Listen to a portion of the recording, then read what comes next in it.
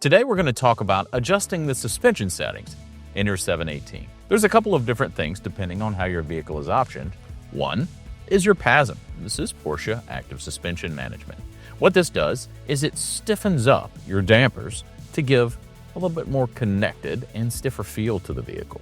It's great for your mountain roads or maybe even on the racetrack. Depending on how your vehicle is equipped, you may have front axle lift. This is a really nice system that raises up the front of the vehicle in case you have to go over a speed bump or something along these lines. Now, front axle lift will only work up to 37 miles an hour, so if you go faster than that, you'll hit the button and it will not activate. However, below 37 miles an hour, you just select the button, and as you can see here, we're going to raise up. Now, it raises up 40 millimeters, and this measurement's taken from the front lip of the vehicle, which is really nice for most situations. And if you would like to lower it manually, all you have to do is use the same button. Or if you're driving along, you just go above 37 miles an hour and it will turn off automatically. You now know how to use all of the suspension settings in your 718.